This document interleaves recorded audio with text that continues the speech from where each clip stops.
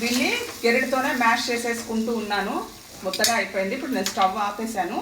ఇది మనం ఇప్పుడు పౌడర్ చేసుకుందాం. పోపు కలిపేసుకోవడమే. ఒక స్పూన్ తెచ్చుకుంటా.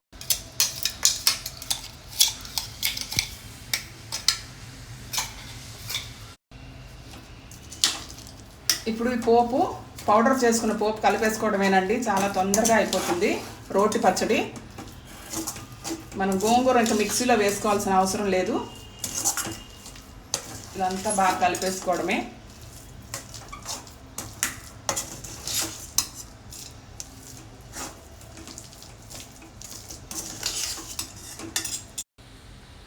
కొంచెం డ్రైగా ఉన్నట్టుంటే 2 స్పూన్ల నూనె వేసుకున్నాను.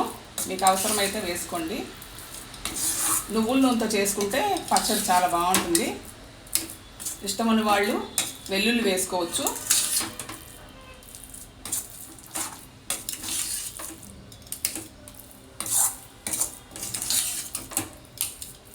అంతేనండి, కమ్మగా ఉండే గోంగూర పచ్చడి రెడీ అయిపోయింది. నేను సర్వింగ్ బౌల్లోకి తీసుకుంటాను.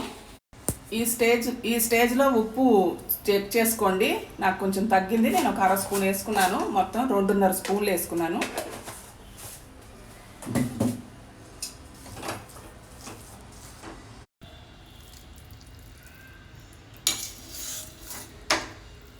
ఇది ఫ్రిడ్జ్లో పెట్టుకుంటే ఒక 2 నెలల పాటు వస్తుందండి.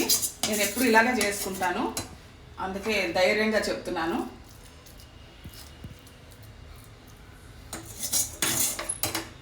మీకు కారం కనుక తగ్గింది అనిపిస్తే తర్వాత ఊరిన తర్వాత కారం తగ్గుతుంది. చాలామందికి నచ్చదు. అప్పుడు కొంచెం నూనె వేడి చేసి స్టవ్ ఆపేసి మీకు కావాల్సినంత కారం పొడి దాంట్లో కలిపేసి పచ్చళ్ళు కలిపేసుకోండి.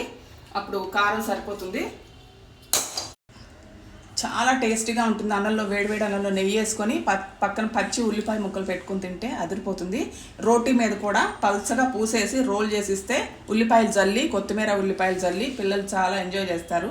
స్కూల్ బాక్స్కి మా పాపకు నేను అట్లాగే ఇస్తాను. Thank you so much.